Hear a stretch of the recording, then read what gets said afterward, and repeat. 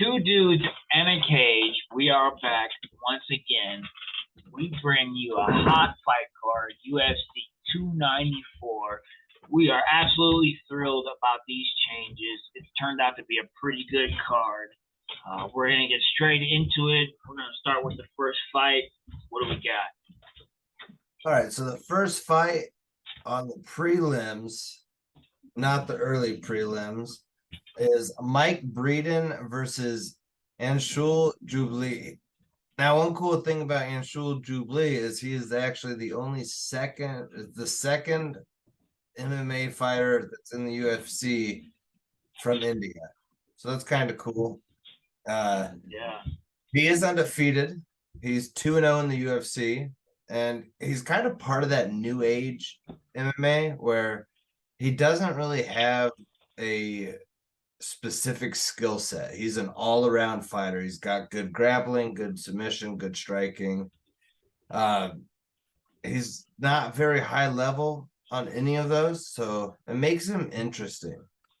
Breeden is 10-6, but he's 0-3 in the UFC. I think they're giving Jubil this fight to kind of like to build him up because he's fought in Abu Dhabi before, so he's kind of got that following. To me, Breeden's more of like that fall guy. Like, you could stay with the UFC if you win, but we're not going to make it easy for you. And I just think, I think it's going to be a stand-up fight. Both fighters have about a 33% takedown accuracy rate. And I just think Jubilee's going to get it done. And he's a minus 420 favorite. And I think there's a reason behind that. And I think he's going to show that. Sure. I definitely feel some of those sentiments you said. Yeah. Mike Breeden does have 8 KOs, though. He's also a LFA and a Bellator vet. But he's on a 3-fight losing streak, man. Primary striker. He does have 5 first-round finishes. He attacks the head and the body, and he doesn't really throw leg kicks. And he doesn't, he has decent takedown defense, I guess. Anshal, on the other hand, 2 KOs, 1 sub. He's undefeated. He only had 1 amateur fight. He won the Road to the UFC lightweight tournament, which is like a tournament in Asia for upcoming fighters, kind of like Contender Series or similar to that. He has higher output than Mike. Yeah, I think he might try and look for a takedown, but it probably will be more on the feet. And I'm going with Anshal as well. I think he's going to get it done. And unfortunately, Mike Breeden might no longer be in the UFC after this. All right. The next fight, man, some of these names are tough on this card. I should have Googled some of them. Abu Azaitar versus Sedriques Dumas. Man, Abu has 7 KOs. What's up, guys? Settle down. Go outside. Are they making a lot of noise? No, you're good. Okay, I'll edit that shit out. I won't. Sedriques Dumas. Man, oh, yeah, I'm totally messed up now. Abu has 7 KOs, 1 sub. His last fight was in 2018, though, man. He goes to the head and body with very few low kicks, primarily from standing. Low takedown and okay takedown defense. Sedriques, on the other hand, he's got 4 KOs, 2 subs, only 1 submission loss. He just beat Cody Bundridge. Honestly, I think Sedriques going to get this one done. Abu does have the skills to knock him out, but with the way he beat Cody, I'm going with Sedriques on this one. Before I go anywhere, I just want to say that Sedriques looks like a mumble rapper. He looks like he just left a high school to do a music video. But he's got a face tattoo, which means you have 2 career paths, fighting or music. And he chose fighting. And it was a good choice for him. He's committed. He's got a 57% win rate for KOs. I think this was going to be a good test for both of them.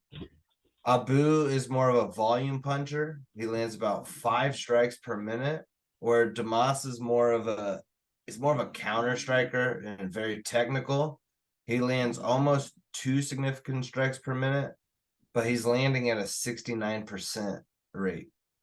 I think this one will stay probably on the feet, which is going to be where Dumas will shine.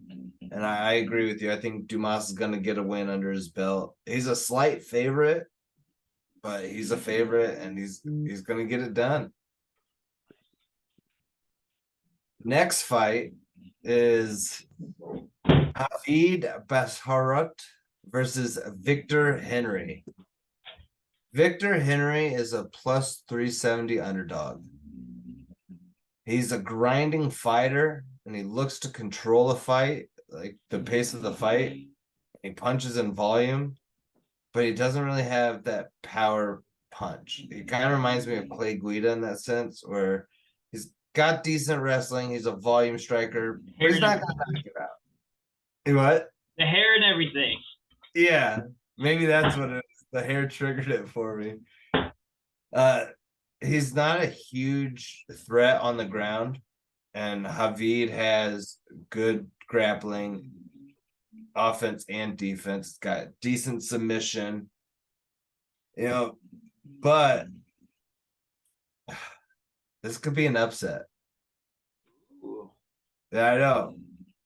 And the reason I say that is because Henry is a volume striker. So if Javid stays on that back foot, it's going to look like Victor's doing more damage than he probably actually is, and he's controlling the octagon. I don't think that's going to happen. I think Javid's going to sit Victor down with his jab, and he's going to get a finish. So I'm going Javid on this one. TKO. Javid has 5 KOs, 6 subs. He is undefeated. Man, he's got really good takedown defense. He also has good takedowns, which I think that both of these guys' takedown defenses kind of might cancel each other out. So it's going to take place on the feet. Victor has 6 KOs, 8 subs. So they're pretty evenly, I wouldn't say matched, but it seems like they have similar skills and they fight similar. Victor is a catch wrestler. He does have 5 first-round finishes. He fought in Risen. He fought King of the Cage. And like you said, he does have really high output. So he could outwork him. And like you said, I do see that. But I think Javid's power is going to be more effective than Henry's volume, and Javid's going to get it done. I think it's going to be kind of like Bobby Green. He's going to just get that one jab right on the button, and it's going to it's going to go downhill. Yeah. I think that'll be an interesting one for sure to see where that fight plays out. Yeah. The next fight, we have Mohammad Yahya versus Trevor Peak. Mohammad, this is his UFC debut. He has 7 KOs, 2 subs, and he's a Bellator veteran. He's a kickboxer who went 22-0. Trevor has 8 KOs. All of his wins are by knockout. Most of them are in round 1, with a few in round 2 as well. He does kind of have a high output. His only loss is to Chepe, the guy who cornered Lenny when I fought him, who I was telling you about. Chepe is an absolute beast. He also beat Ben Brewer, who I fought on an amateur card with Ben Brewer back in 2012. We were like Rhino FC in Tennessee. Interesting fun fact. That being said, Trevor does have the ability to knock Mohammad out, but I don't think he's going to get it done. I think it'll be really interesting to see what happens and the power, but I think Mohammad and in his kickboxing experience, is gonna be really well. He's gonna be able to deal with the striking of Trevor. Maybe Trevor will try and take him down, but I don't know. He doesn't seem like a takedown guy. So that I'm going with Mohammad because I think it'll be a striker versus striker match. Well, let me just throw all my notes out. I agree. I know sometimes it's hard. This one's gonna stay on the feet. Yeah. Both have power, so it's gonna be a fan favorite fight. It's not gonna be boring because they know what they're doing. They're gonna go in and try to, get the crowd on the feet, get them pumped up, and they're just gonna aim for their head. Yeah. Who will make the first mistake? Exactly. Peak does have more of a grappling background that I've seen when I was looking at Yahya. But I just don't think that's going to play an effect. He's more of a wrestler by trade, but a striker by fight. Kind of like, a lot of lightweights. Gaethje, Chandler. So he's kind of like that. He's got power. But I think he could get it done, but I think Muhammad Yahya's background in kickboxing is going to be more of an advantage, and he's going to get his hand raised. For sure. This next fight is very interesting. We have the number 10 flyweight, Tim Elliot, versus the number 11 flyweight, Muhammad Mokaev. Now, we all know that Tim is a grappler, and he's got that old school stick and move figure 8 style, but he's adapted it that it's more unorthodox than usual, and it works for him. But he is a veteran fighter. He is a kind of somewhat of a 50-50 fighter where you win one, you lose one. His is all about pace and control and landing more. With Mokaev, he's more of a technical fighter. I think he's going to be able to control the fight more. I think this is Elliot's chance to stay away from being gatekeeper. I feel like he's on that edge where he's going to be a gatekeeper or potential contender. Muhammad's a minus 500 favorite, and I think there's a good reason about that. And I think he's gonna get the victory, and he's gonna climb into the top 10. And let's see where he goes. Yeah.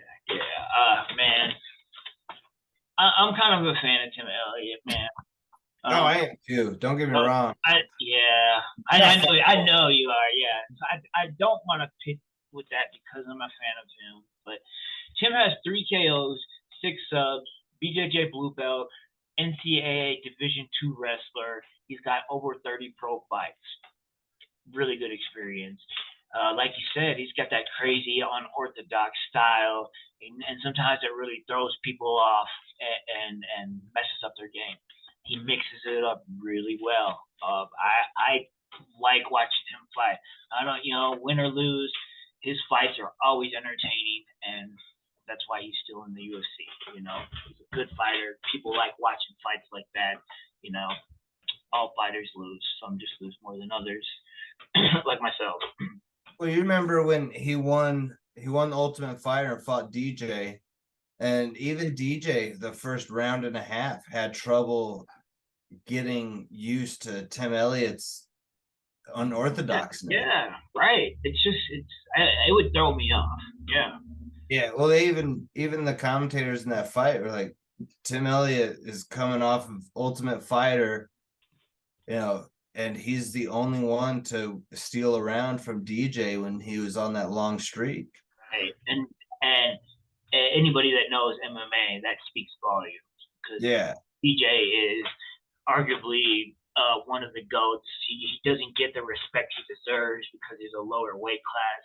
But that man is a legend in MMA. Oh yeah, for sure. Muhammad, 2 KOs, 5 subs, BJJ purple belt. He's undefeated. He was 23-0 as an amateur. He's 9-0 as a pro. He's a wrestler.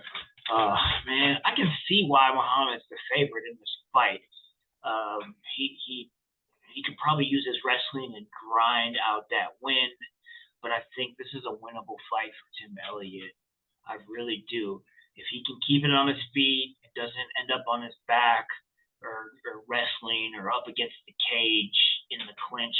If he can keep it out in the open and keep his crazy unorthodox style, keep it moving, he has the ability to sub you too. So don't get me wrong, but I think Tim can win this fight. He is a fairly large underdog.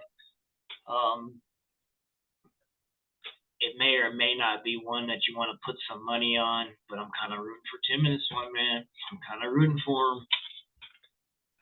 Yeah, that was the toughest thing, is because out of all these fights, Tim has the biggest chance to pull off the biggest upset of the fight card because of his style, and all it comes down to, can he control? If he can control the pace, he's got it easy. Right. And if you got $10-20 to lose, it might be worth putting it on Tim because it is such a large thing. I wouldn't put him in a parlay though. You don't want to get all the parlays right and mess it up because of Tim. But if you put 10 on Tim at 400, get a little bit of money back. Make you another couple of bets. That's how I do it. It's early enough in the fight too. Yeah, right. Do a prelim and a main card. Yeah, right. That's I kind of like to mix them up like that too. Right. Not related. Next up, we have Nurmagomedov versus Muin Gafurov. Saeed is 4 KOs, 5 subs. Something I found weird about him, it looked like he has an amateur fight on his record after he had a pro fight, which shouldn't be possible. But you never know how things work out in Russia, and just maybe kind of how it goes out there. But you'd never be able to do that here in America. I'd never be able to fight as an amateur anywhere ever again now that I fought as a pro. So I'm not sure. I like how you said that in there. Yeah. Let people know you're a pro. Right. I'm officially a pro fighter now. Looks like I might have my second pro fight coming up. I'm still a Joe. Pretty excited about it. Pro and a Joe. Saeed is very takedown heavy. He's probably going to look for the takedown, grind it out. Muin has 10 KOs, 7 subs. He does judo. He fought in ONE FC. He fought in LFA. I don't know much about Muin, but I think he's the underdog in this fight. But I'm picking him to win. I'm calling it now. I think he's going to get this one. This one is I don't like this fight because Saeed is 4-1 in his last 5, and Muin is 0-1 in the UFC. So usually, maybe it's the style because he's judo, which could counter, Saeed's grappling and wrestling. If it stands up, I'm going to have to go with Muin as well. I just think being in ONE FC, being around that environment, I think that elevated his striking and gives him the advantage there. But it is in Abu Dhabi. They do have a sweet spot for anyone named Nurmagomedov. True. I think it'll be a very technical fight. I think it'll be one of those fights that's boring to watch if you're, casual, because it'll be more of a jockeying type of fight. But I think Saeed's gonna get a split decision. But there is the ability that there could be another upset. Yeah. A lot of these fights could be upset. For sure. Like this next one. Also very interesting, and I'll tell you why. Ikram Aliskerov is ranked number 11 in the middleweight division, and he's fighting the old school Warlley Alves. Yes. Ikram is a Sambo wrestling gold medalist, and he has pretty good striking. He won his UFC debut, not counting the Contender Series fight, via TKO. Now, notice I said he won his UFC debut, meaning this is his second UFC fight, and he's ranked number 11. Giving him Alves is a good test, knowing Alves is not known for his stand-up. He's mostly known for his grappling.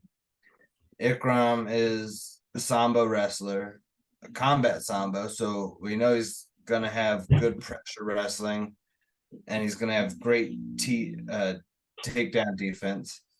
I think Ikram is going to win. I don't think it's going to be by submission. I think he's going to get a KO.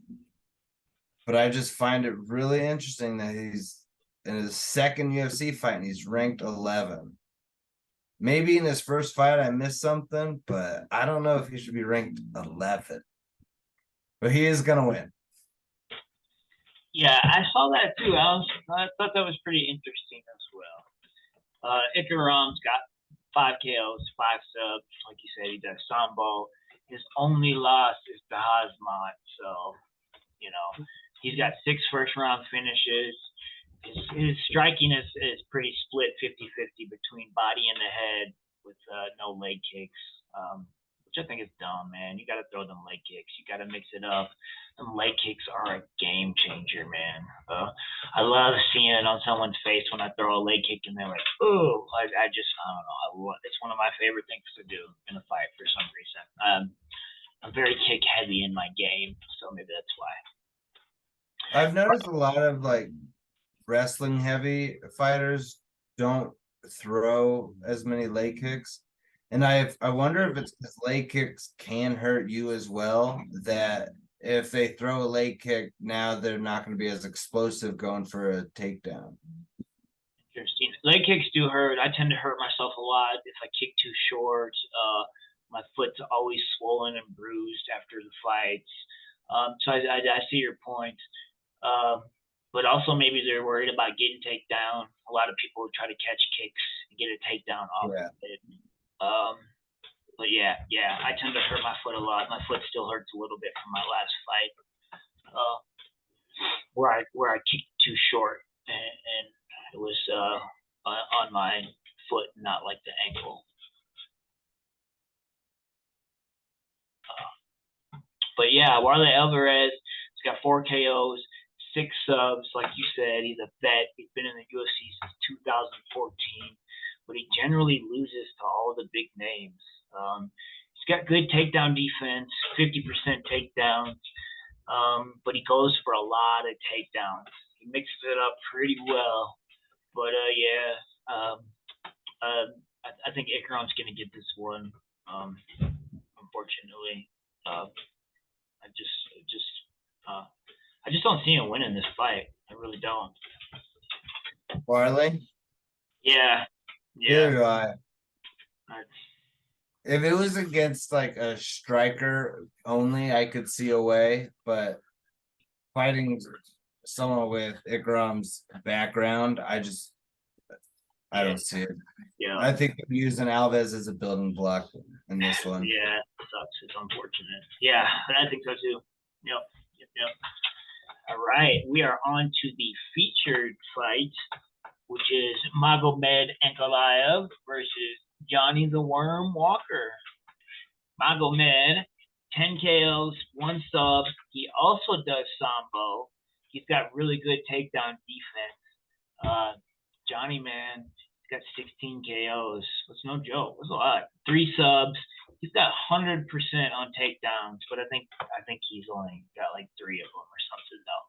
but he lands them all. He does mix it up well. He's a really good striker. He'll probably try and keep it striking. I think Magomed's gonna win this fight. He just went to a split decision with Jan. No. Draw. A split draw. You're right. That's right. He went to a draw with Jan for the title. And yeah, and it was for the title. I just don't. I'm not really a big fan of Johnny Walker. He's going to be too slow. I think he kind of doesn't strike as much as he should, and then puts it on a little too late. And I think Magomed's just going to be too powerful for him, and he's going to take the fight to him. He's going to have Johnny Walker moving back, and it's going to throw him off of his game.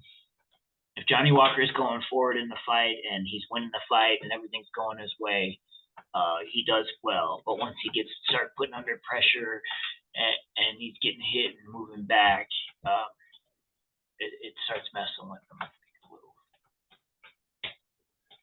Well, sir, this is where we differ. I am a Johnny Walker fan, not just of the alcohol, of the fighter. I think this was a very exciting fight because, like you said, Ankalaev's got power, he's got wrestling, defense, he's got takedown, offense, his grappling's up there, submission game, but he hasn't fought since that draw with Jan for the title. I think this fight is I think they gave Magomed this fight as here's the number 7 guy, you're the number 2 guy, you win, you get a title shot. But that could also give Johnny Walker the idea of they're giving me the number 2 guy, I win, I get a title shot. So this could be a title eliminator. Sure, I can see that. Johnny Walker, promising young prospect, does the worm, blows out his shoulder, comes back, loses like 3 in a row, not the same exciting guy he was before he blew out his shoulder, goes to SBG Ireland, starts getting his swag back, gets knocked out by Jamel Hill, and everyone's like, uh-oh, shouldn't have left, went to SBG. But in that fight, he was stuck in the mud. He wasn't moving forward. Like you said, if he gets on his back foot or feels like it's not going his way, he just goes downhill.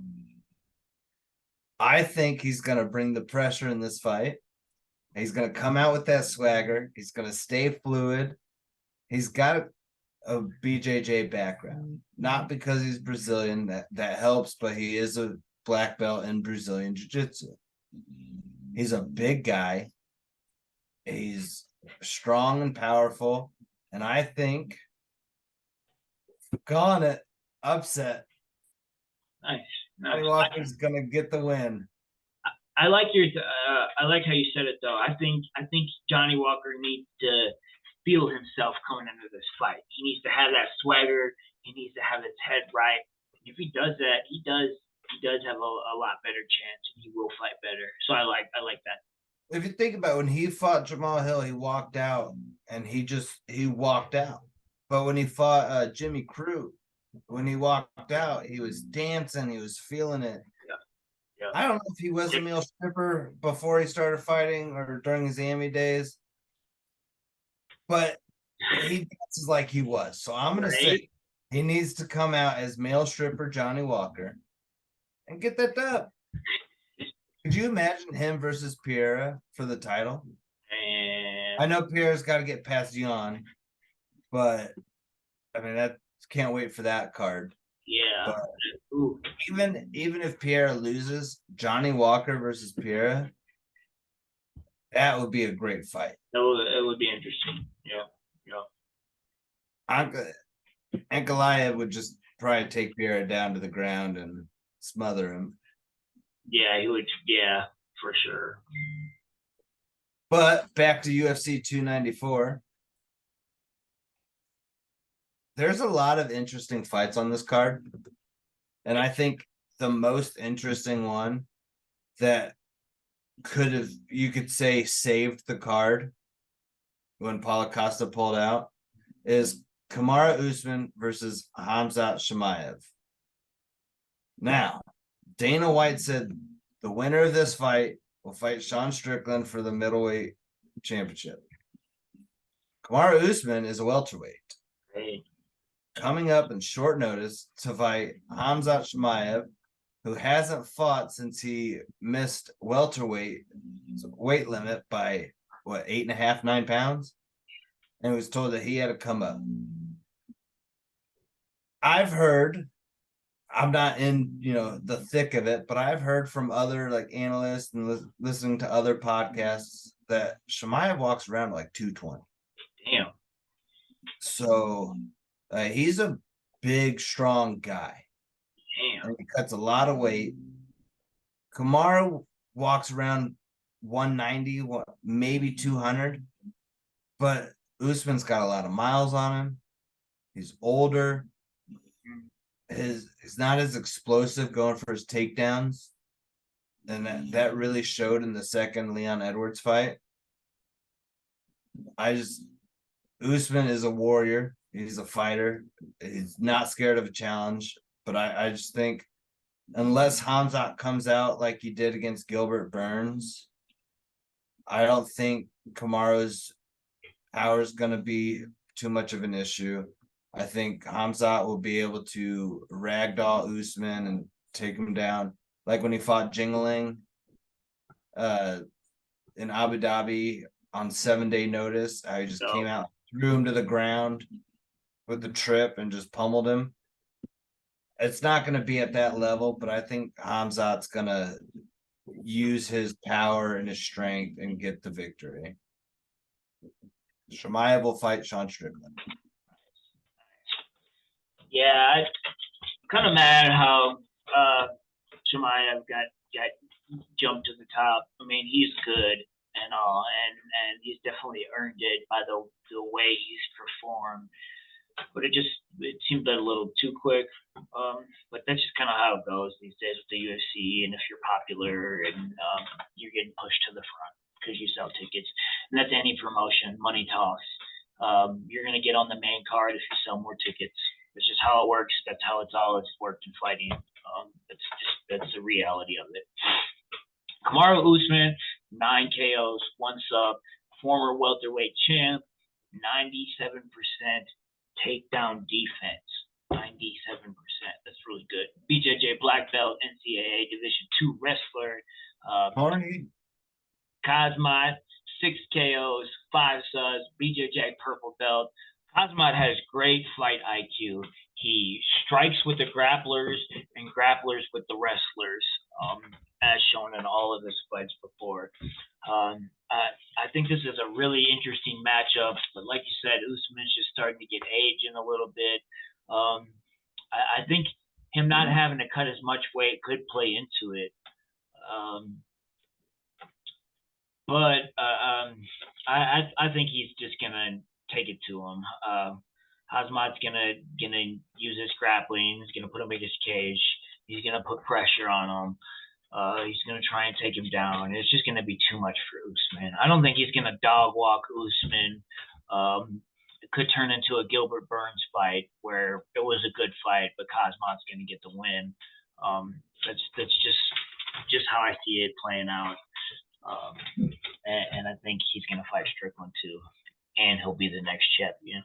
And Khamzat will dog walk the shit out of Strickland, in my opinion. So Agreed. There you have it. On to the main event. Another fight change as well. I like Charles Oliveira a lot. He's one of my favorite fighters, but I think this is a good fight as well. Islam Makhachaev versus Alexander Volkanovski. Islam's got 4 KOs, 11 subs. Sambo, he's a judo black belt. He's very takedown heavy. He's going to look the sub. He is the lightweight champion. If you follow MMA, you know how this guy fights. I don't need to tell you. Same for Volkanovski. Everybody knows who he is. He's arguably going to be one of the GOATs. He's an amazing fighter. He's dedicated his life to this sport. He's kind of the opposite of Islam, though, where he's got 13 KOs, 3 subs. He is a BJJ black belt and the current featherweight champion. I'm hoping that Volkanovski has some lessons learned from his last fight, and he tries to put it on Islam early, and he gets back up when he gets taken down, or he doesn't get taken down at all, and his takedown defense will improve, and he just looks to outstrike and out knock him out, etc. I think Volk can get this done. I'd like to see Volk get this done, but I wouldn't put my money on it. I'm still rooting for it, and I'm calling for Volk to win in the rematch. I would say this is the one fight bettors should stay away. Yeah, right. I wouldn't bet on this. It's a short notice rematch. And honestly, it's more of a disadvantage for Islam than it is for Volk, because Charles Oliveira and Volkanovski have 2 different styles. So Islam is kind of like Habib, where they don't train for the opponent, they train for their game plan. And the AKA crew and Cormier, they've done well doing that. Yeah, for sure. But a lot of people say that Volk won that first fight, and I can't say he did, because he did. Was raised. But I could definitely argue either way. It could have went either way. Right. It reminds me of the Max Holloway trilogy. Yeah. The first 2 fights you could have argued either way, and then that third fight you're like, okay, Volk got that one for sure.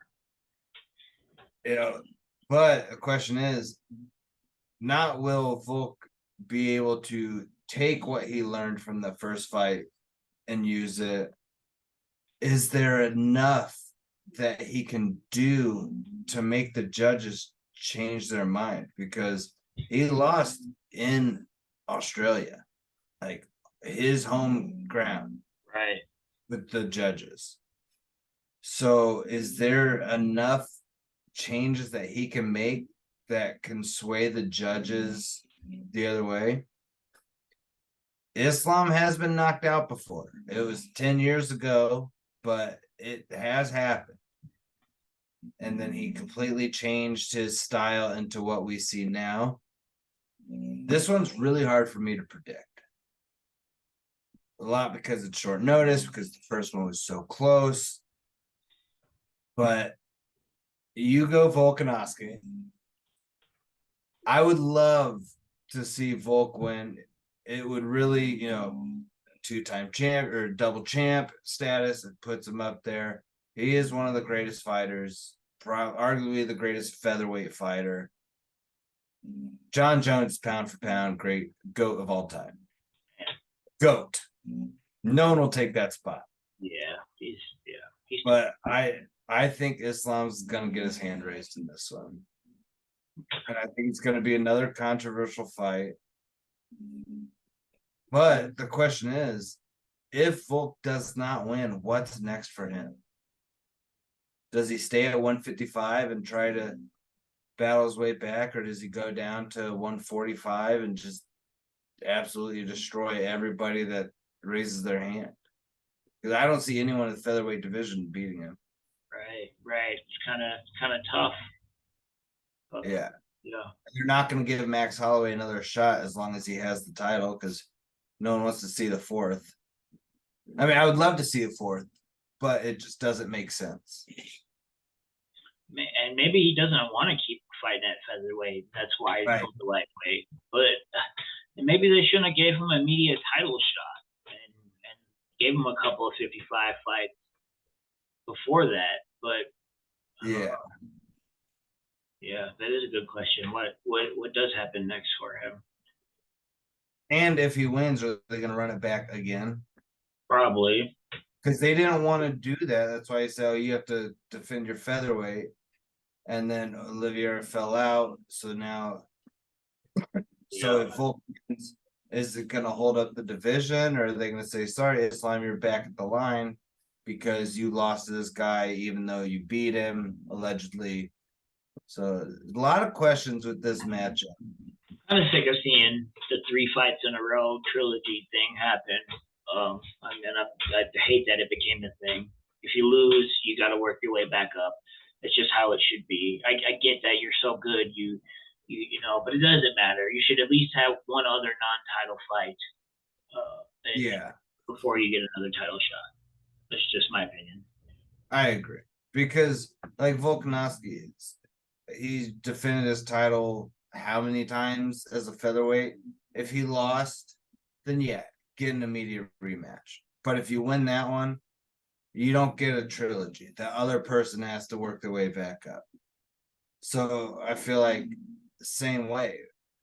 Islam, you didn't defend your title at all. You lost, win a couple, then you can challenge him again. Yeah, I can see it. All right. Yeah. Anything else you got for us, Matt? Like and subscribe. Ooh, yeah. Give us some comments. Ask them some questions. We like it when you like us. Yeah, you like us, we like you. Yeah. That was really weird, but you know what I'm saying. Hey, yes, and we'd like for some more engagement, some comments. It'd be awesome to hear from you guys. Even if you think we suck, let us know. Yeah. If you got some suggestions for improvement, we'll consider it. You know, that's how we grow and get better. That's how everybody grows and gets better. Let's do it. We're here to give you our thoughts, and you know, we're out here having fun doing it. We're just living life to the fullest and having a blast. We really appreciate you joining us. 2 Dudes in a Cage, UFC 294. We're glad you're watching.